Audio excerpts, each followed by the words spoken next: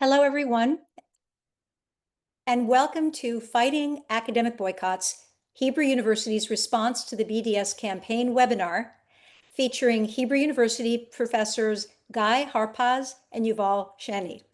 I'm Barb Natterson Horowitz, and I'm honored to serve as president of the American Friends of Hebrew University's Western region. Today's webinar will be a deep dive into the issue of the boycott of Israeli academics and Israeli academic institutions.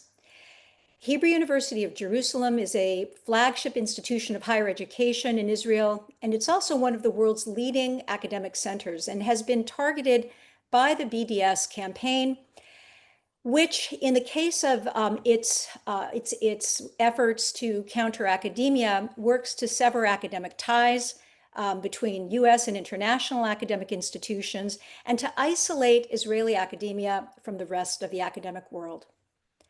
Today, Guy and Yuval will examine the challenges that Hebrew University faces in the context of the global boycott movement.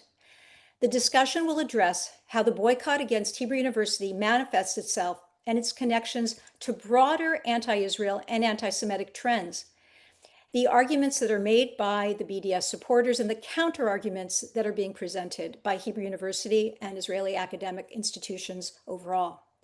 The speakers will share how Hebrew University is engaged on this front, highlighting the efforts that are being made to counter these narratives, and we'll be offering forward-looking ideas on how we can strengthen our strategy and build resilience for the future.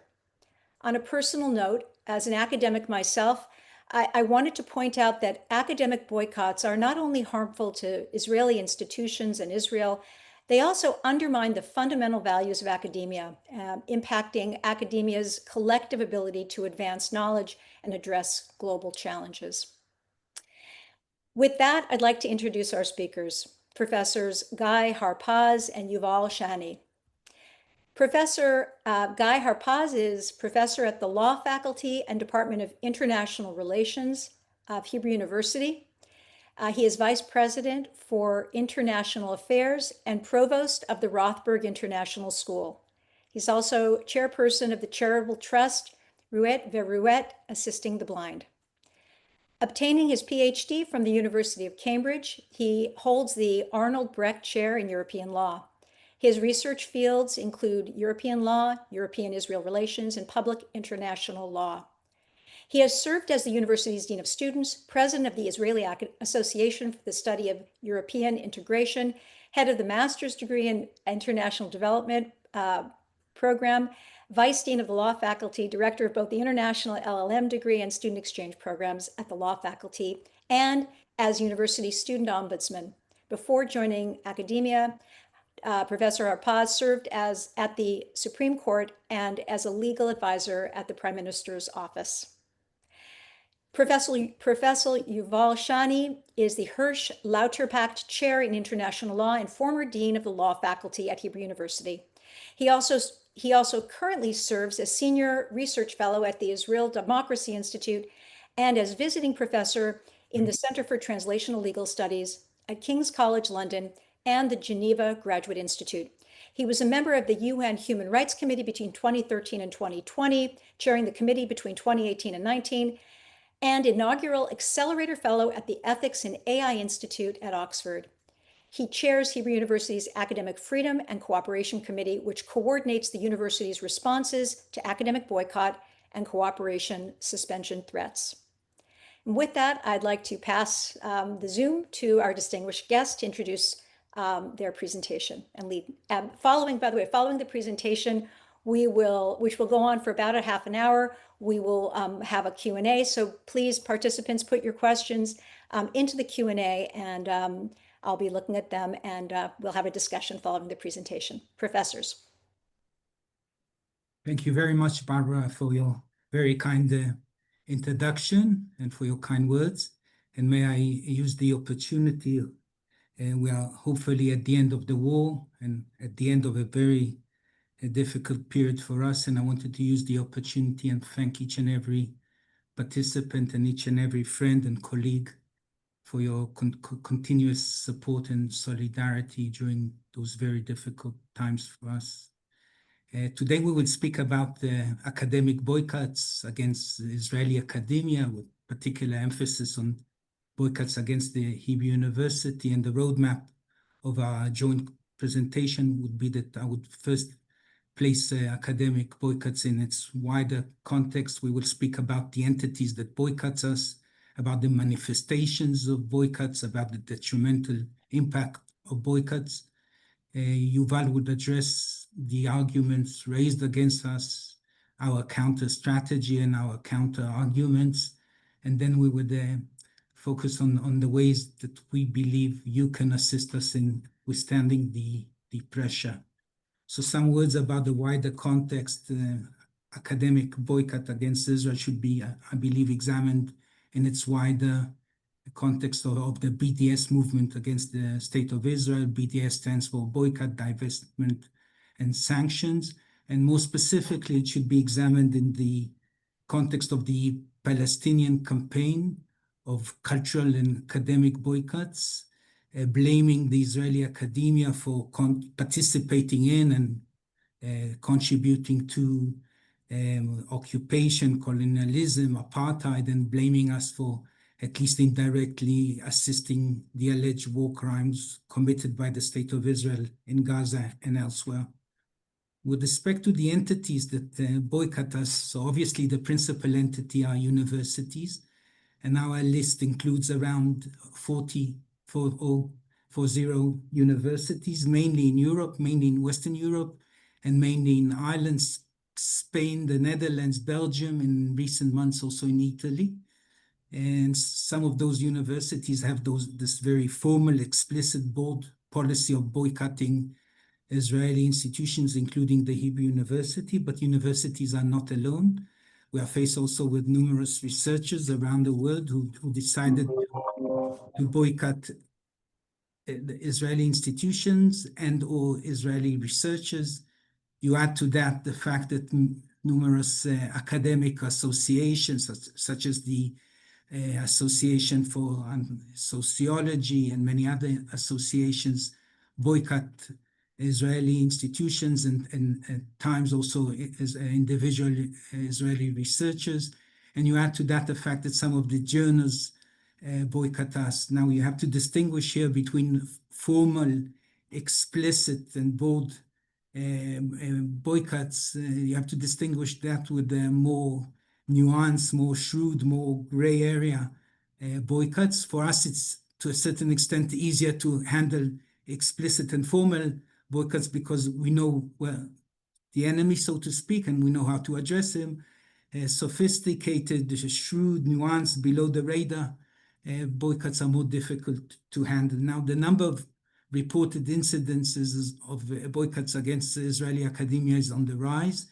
We expect in 2025 around 1,000 recorded incidences of boycotts against Israel, and unfortunately in 2025 we would double the number as compared with 2024. In absolute terms, it is the United States that leads the table, followed by Belgium, Spain, UK, Netherlands, and Canada. But when it comes to relative terms, it is Belgium and the Netherlands that lead the table.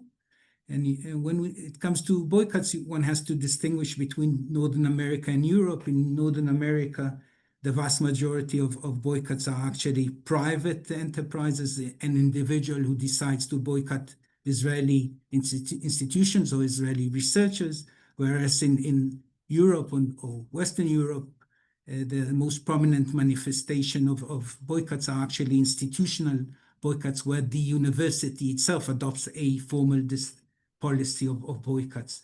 Now, this phenomenon rose after October 7 and after the ceasefire of March 2025. We are faced with this tsunami of boycotts. Now, we have to understand, and excuse me, those who, for them, it would be stating the obvious, that academia is, at the end of the day, an international enterprise, and international collaboration is the oxygen. And you cannot pursue academic excellence in a Sparta or super Sparta-like environment. We are very proud in Israel of the fact that among the top 100 universities in the world. In the Shanghai ranking, for example, 3 of them are Israelis. I find this achievement to be exceptional.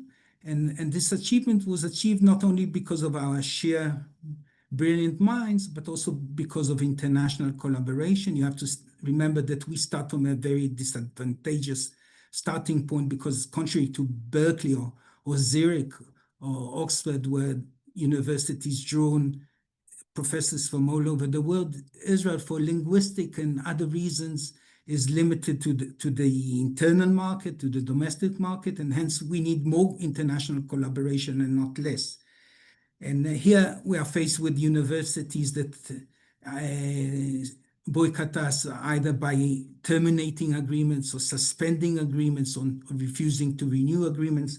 We are faced with individual researchers who would not invite us for conferences and courses. We are faced with scholars who refuse to review our academic work, participate in UG events, to publish in UG academic journals. And when we go abroad to present our academic works, we are faced at times with demonstrations. Some of them are very vocal and violent.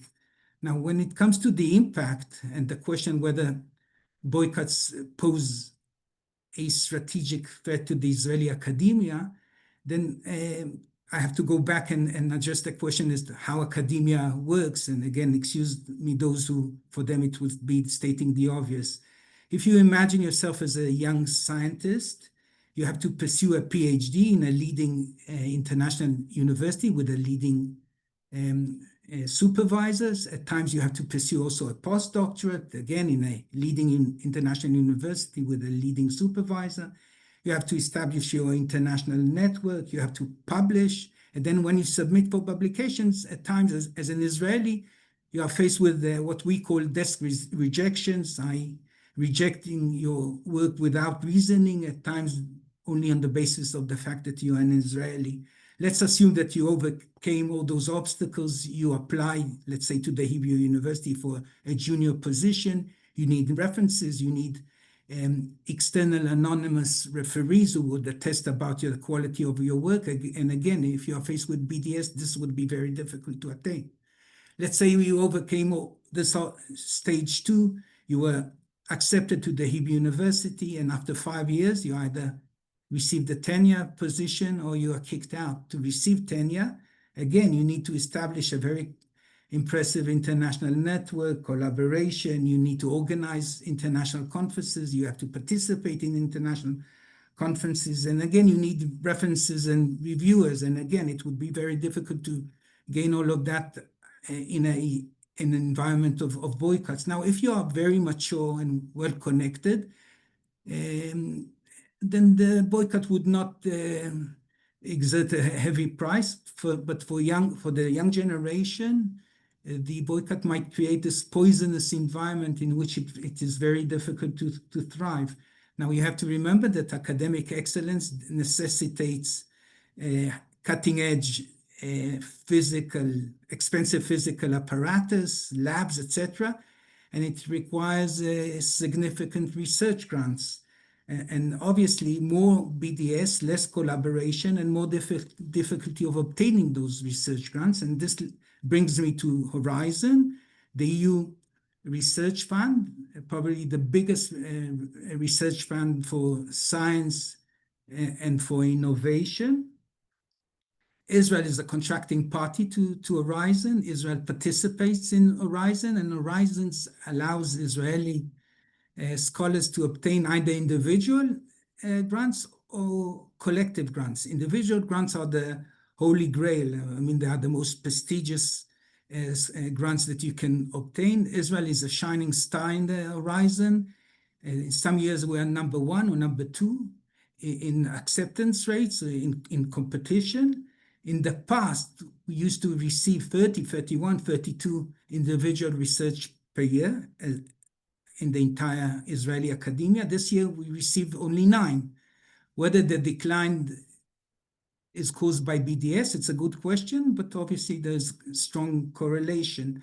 Horizon also provides us with the ability to participate in consortium with the very massive research grants.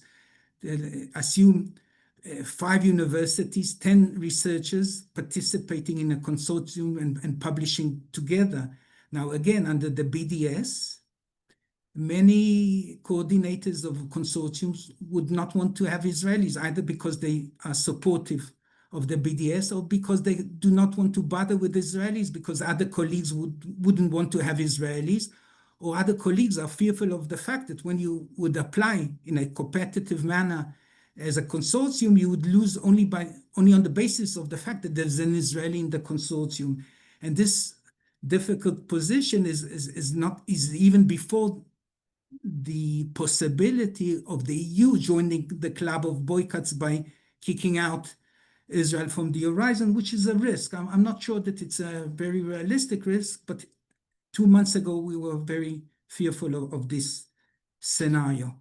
But the problems do not end with this, in the sense that BDS means less conferences in Israel, less sabbaticals in Israel, less joint PhD supervision between Israeli scholars and international scholars, and less excellent international PhD and postdoctorate students who would come to the Israeli academia and work in our labs and assist us in academic excellence. And if I can give another example close to home, our law faculty is ranked among the best 40 law faculties in the world. And when it comes to ranking outside of the Anglo-American world, we are usually ranked number 2 or number 3. And we worked very hard in the last 15 years. As an example, we worked very hard in the last 15 years to construct this network for student exchange. And each and every year, 70 of our students pursue a semester abroad in some of the leading law schools in the world, including Columbia, Georgetown, Virginia, Penn, Stanford, UCLA, San Diego, Sorbonne, the leading universities in Germany, Spain, China, Singapore, etc. In normal years, we used to have 30 students coming to us. This year, for BDS reasons and or for travel warning reasons, we have 0 students coming to us. And this obviously causes our partners to question and say exchange is about reciprocity. So if our students in Barcelona, etc., cannot come to you, we will reduce the number of students allowed to join us. And this obviously causes our brilliant students to lose the opportunity of enjoying some of the best that the international community can gain. And the bottom line is that more BDS, less collaboration, less science, less excellence, and maybe lower ranking in the international ranking systems. Now, until now, we paid a heavy price, but we did manage to withstand the pressure. So if you examine, for example, the Shanghai ranking this year, we dropped from 81 to 88, which is a modest drop. And in the Times ranking, we actually improved our position. But the big question is whether we would be able, in the long run or medium term, to withstand such pressure. I wouldn't enter into the question whether a weakened academia would lead to a weakened state of Israel, but it can be also addressed later on. I would add maybe a last personal note. In the last 5 years, many of us participated in hundreds of demonstrations against our government because we have some grave reservations about the policy of the government of the State of Israel. And we as scholars are placed in this very awkward position. When we are faced with BDS, we come to our government and ask for assistance to withstand the political and diplomatic pressure. And then the government would tell us, hey, where have you been in the last few years? You were too critical and not patriotic enough. You criticized us in international arenas, and hence you do not necessarily deserve the assistance that you are asking. But when we go abroad, we are blamed for being too associated with the government and not critical enough of the state. And I think that both the Israeli government and the international academia are wrong. And obviously, 2 wrongs do not make a right. I would pass the floor to Yuval, and I would say that when I took position as a vice president for international affairs, first day in my post, 1st of September, I approached Yuval, and we have this task force. Neta, whom many of you know, led the task force brilliantly, but it was very high maintenance, and another price that we paid for the BDS. And Neta asked to step down. And first day in my position, I asked Yuval to lead the task force. And I was very happy that he accepted my offer. Those who know Yuval know about his scholarship and about his leadership and about his brilliant mind. I know that because I served as his vice dean. And I was very happy that he accepted the post, not only because he's smart and well experienced, but because it's a great division of work. Because me, as a vice president, I have to maintain very close and intimate relations with the institutions, and it's better that Yuval is standing in the front lines, fighting the universities and allowing me to think about the day after the BDSs. Right. So good cup, bad cup routine, guy.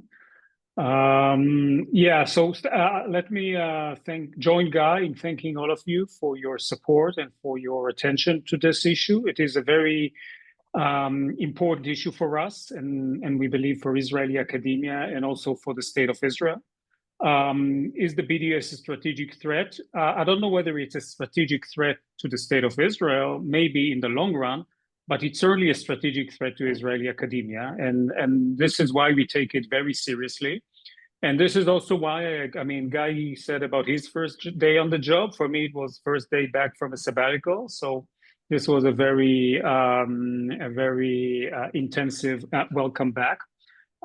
So it's time to get back to work on this very important front. And since we take this as a very serious threat to us, we are doing whatever we can to fend off all sorts of boycotts that, as you saw, have different manifestations. Some are sweeping boycotts, some are focused boycotts, some are mere suspension of relations, some are more long-term disruption of relations. Sometimes these are silent boycotts, sometimes these are not so silent boycotts. Sometimes universities are at the front, sometimes it's research groups or individual researchers or associations. So we really have to deal with a very diverse and complicated onslaught of problems. And this is really something we are monitoring and actually dealing with on a daily basis. Not a day goes by where we are not confronted with a number of BDS-related issues, including today, including yesterday. Every day, it's a new incident or a new problem or a new conversation. Now, in those relations with different institutions, there are certain repeat issues that come up. I mean, typically institutions that decide to downgrade relations with us or sever relations with us, they come with us with certain concerns, with certain reasons. And we, although we are, as you will see immediately, are somewhat skeptical of the validity of these reasons. We see those reasons to us seem a lot like a coordinated campaign. The reasons are quite the same across different institutional partners. They also tend to repeat themselves. Many of the issues are actually have a very, in Hebrew we say they have zakan aruch, they have a very long beard. Namely, they have been accompanying us now for decades. So they do not actually relate to the recent war, but they have a much longer history. But still, we are trying as much as we can to deal on the substance with these issues and to provide, sometimes with a lot of patience, to provide explanations and to provide information in the hope that at least those people who somewhat sit on the fence on the other side and are sometimes misled to believe that there are serious issues that require a response on their side on the academic level. Maybe we will be able to persuade, and we've had some successes, but I would say we probably had more failures than successors, because the way we analyzed it, a lot of the issues are actually the background issues are really political and have to do both with a feeling towards the state of Israel, and also have to do with domestic pressures that some of the university leaderships are trying to manage. I believe those of you on the American side of the conversation have seen some of that dynamic play out in the last 2 years as well, domestically. So, like I said, the reasons tend to repeat themselves across different foreign institutions. They tend to be constant over time. We consider that they are mostly pretextual. They tend to amplify relatively small issues. They take issues and present them out of context. They ignore redeeming facts. They ignore their own institutions' shortcomings, so they apply to us often double standards. Most reasons are also not unique to the Hebrew University. So every university has a BDS file, and we are seeing very similar claims being made against different Israeli universities. This is why we consider that this is a campaign that is, like the BDS says, we should take them seriously. I mean, the campaign is against Israel. This is the goal of the campaign. It's not to uphold university values. It's to harm the state of Israel, and maybe at times there is also some anti-Semitic flavor in the campaign. I would say that on a big picture level, we are basically being held accountable as Israeli academia for the alleged failings of the government of Israel. Like Guy said, I mean, many Israeli academics are also very critical of the government of Israel, but that doesn't really, in that context, that doesn't really matter, because the dominant framing is that we are guilty by association. The fact that we are an Israeli institution and that we have inevitably some relationship with the state of Israel. Most of us in Israel are public universities. We also have some relationship with the institutions of the state, and I'll explain this immediately. Then this, according to this narrative, this places us a direct or indirect responsibility for the acts and omissions of the Israeli government, ignoring the fact that we as academics have very little influence, unfortunately, over these policies. Specifically, there are, I would say, 6 issues that repeat themselves. I mean, I think it's valuable to share this with the audience, because as we will explain momentarily, I mean, we would like to seek your assistance, and if you would engage with potential partners or interlocutors on behalf of raising our concerns. Some of these issues may arise, and it's useful to have a general knowledge about what sort of issues are being raised in these dialogues. Probably the number one issue that is being raised is our military programs. The fact that the Hebrew U does offer academic degrees also to soldiers who are, as part of their military path, they spend 2 or 3 years, or sometimes, if it's a medical program, 6 years with us as part of their military service. There are specific issues regarding where the university facilities are. Is the university in occupied territories or not? So for some universities, this is a point that is being pushed forward. We are being confronted with allegations about lopsided application of freedom of speech standards, so that allegedly we suppress Arab speech on campus. There are allegations that we identify with government policy, which is, like Guy said, ironic, because from government side, we hear exactly the opposite. There are allegations concerning tech transfers, that the university is providing support for technology that is used by the military. And specifically, there are claims about archaeological excavations in the Judea, Samaria / West Bank that the university is involved in. We believe that we have very good answers to all of these questions. Again, we can further develop in the Q&A these answers, but I will say very briefly, our military programs, we are proud of our military programs. They are full-fledged academic programs. They're not military training. We treat our soldier students in the same way we treat our non-soldier students. There is nothing wrong with providing high-quality education to soldiers. We actually think that they are receiving humanistic, pluralistic, high-quality education. The campus itself is not in occupied territories. There are two, it's in an enclave that was held by Israel in 1948. So even under the more severe interpretation of what is occupied territories, the campus is not in occupied territories. There are two facilities off campus, part of our dorms and a sports center that is indeed in East Jerusalem, but this is land that the university had continuous title over since the 1940s, before the start of the State of Israel.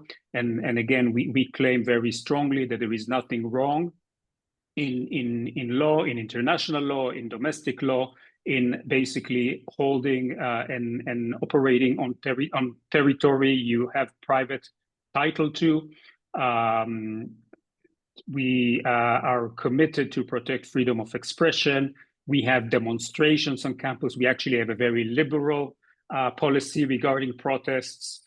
We have protests by all students from all groups. We have protests by Palestinian students, which comprise about 20% of our students these days.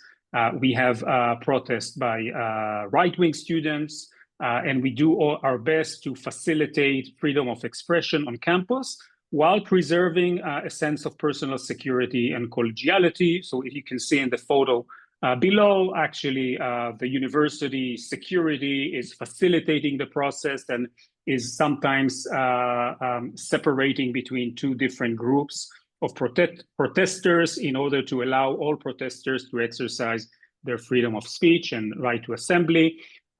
We, as I said, we are often, our faculty is very diverse. Many faculty has been critical of government policy, and even on occasion, our university leadership has been critical of government policy when it considered that the policy is operating in ways that undermine the basic interest of Israeli academia and also the basic values of Israeli society. So, for instance, on the hostages, the university was very strong on demanding the government to take whatever action is needed to bring home the hostages. But we also had our president, previous president, Asher Cohen, was also vocal both on the constitutional reforms, which we feared would jeopardize our own independence as well, but also on a humanitarian issue such as the hunger in Gaza, where the university took a public stance on this. So to, in a way, maintain that the university is pro-government, it's pro-war. There is nothing farther than the truth than taking this position. We do have tech transfers, but only a very few projects have a national security dimension, and those projects are following legal and ethical standards. We are now actually in the process of reviewing these standards so as to ensure that dual-use technology is properly developed in collaboration with the university, but we maintain that we operate on standards that are comparable to the ones our peers around the world are operating. And with regard to excavation projects, we are involved in a few excavation projects.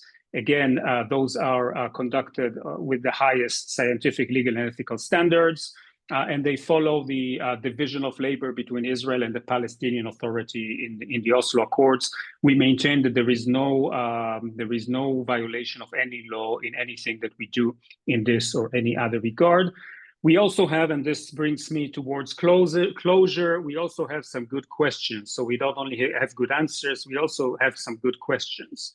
Are academic boycotts compatible with the basic values of academic freedom, of academic cooperation? Are they not counterproductive when you're targeting in a state like Israel, a hotbed of critical reflection and a hotbed of creativity and ingenuity? Are they really not a form of costless virtue signaling by institutions that are sometimes caving to mob pressure by targeting Israeli institutions without paying any price for that?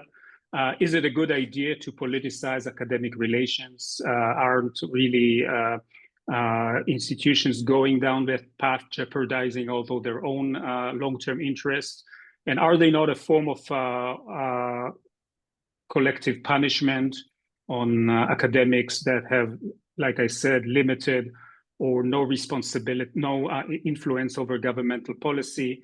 The answer, as you can, to these rhetorical questions, is that we believe the academic boycotts are immoral, they're counterproductive, and they're also often illegal and discriminatory in nature. They often constitute a form of nationality-based or national origin-based discrimination.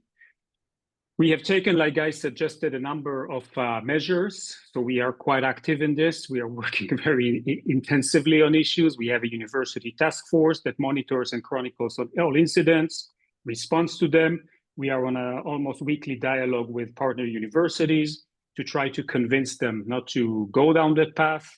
We are exploring legal challenges of boycott measures, and we've already threatened a number of universities who have violated existing exchange agreements that we would uphold our rights under these agreements. We also assist and advise faculty and students that encounter BDS incidents all over the world.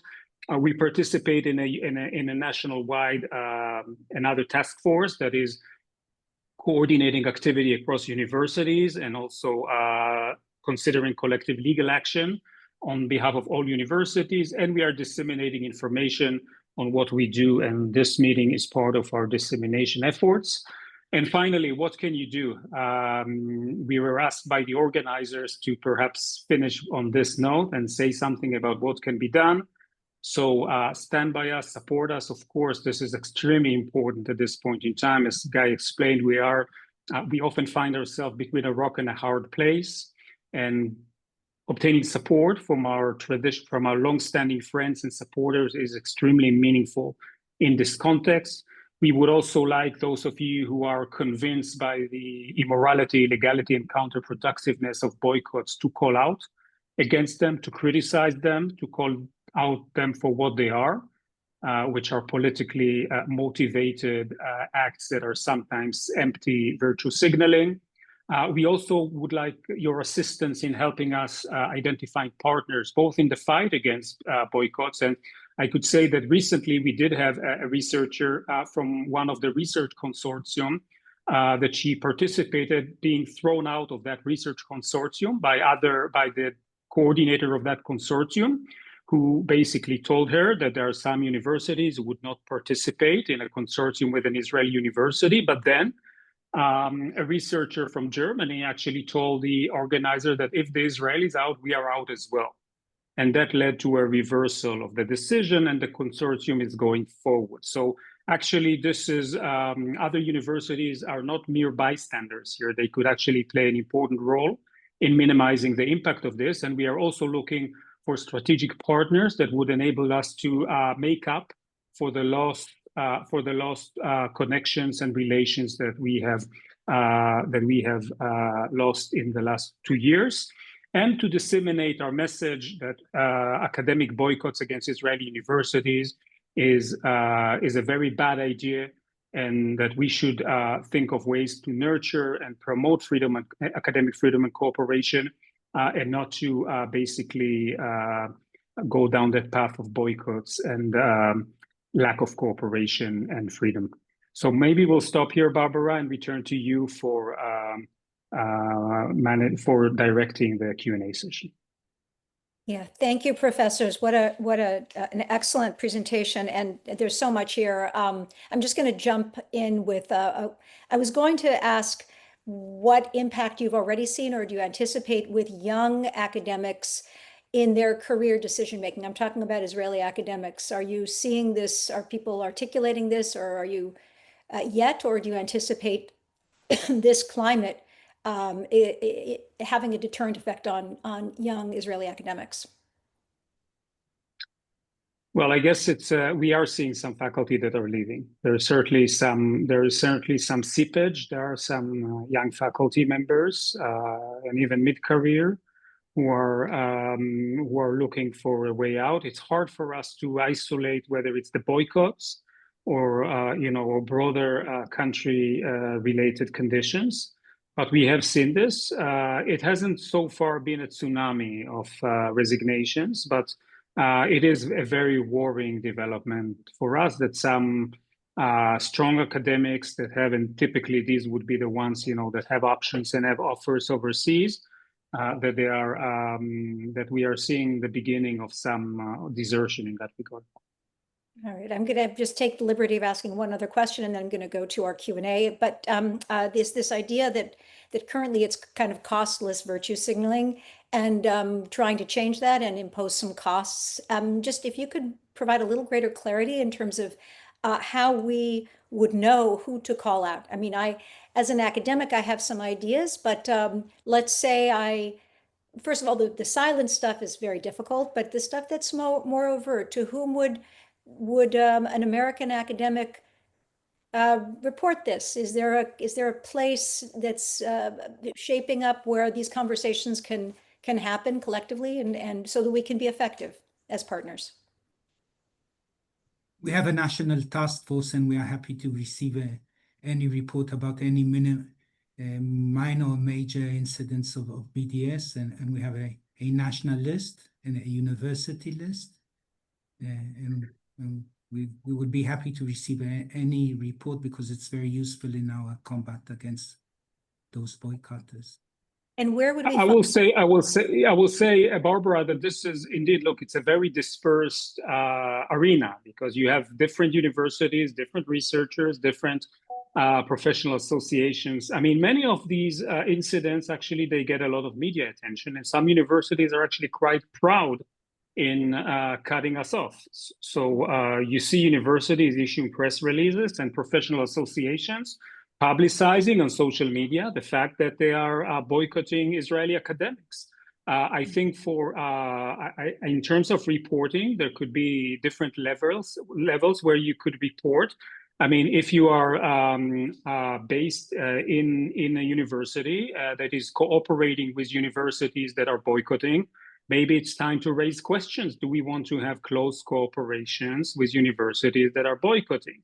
If you are in a university that supports professional associations that are boycotting, there's a question whether we as a university want to take part or want to support or want to endorse the activities of associations that engage in boycotting. There are some more, I would say, in our activity. We would also go to courts where needed. I mean, in the UK, there has been a very successful campaign against attempts by unions, by teachers' unions, UCU, the University College Union, to adopt a boycott policy, and it has been accepted that it would be unlawful under UK law to adopt such boycotts. We have seen a recent initiative in Florida, like I mentioned before, to basically blacklist universities and other institutions that boycott Israel.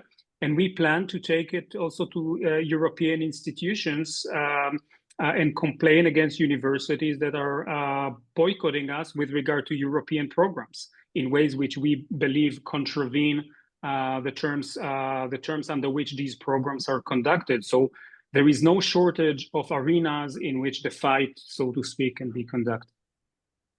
Very helpful. It'd be wonderful to know where we can find the list of universities that I'm sure I know you guys are compiling those. It'd be nice to have access to that at some point. But I want to turn to our questions.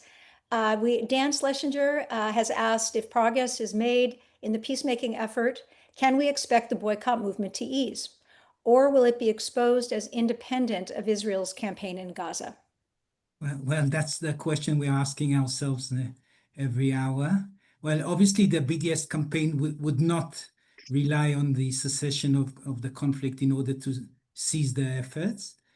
From the experience drawn in the last few years, we are still witnessing many incidences of BDS. I wouldn't say that there's a direct link, but obviously as time would progress, and hopefully when peace would be, or at least stability or lack of violence would be more long-term or perpetuated, then we do hope for better relations, and we hope that the pressure would gradually or incrementally be eased. Maybe I can add, there was today a meeting of the EU foreign ministers. They met today, and they did discuss proposals by the European Commission to impose sanctions on Israel. And at one of the sanctions that was contemplated is a sanction in regard with the Horizon program that we alluded to. That was there was a proposal by the European Commission to remove certain Israeli startups. So the Horizons program is not only for universities; it's also for innovation. And there was a proposal to remove Israeli startups from one of the projects under Horizon that could have dual-use technology. The decision that was taken today was to not to adopt new sanctions, but also not to remove the item from the agenda.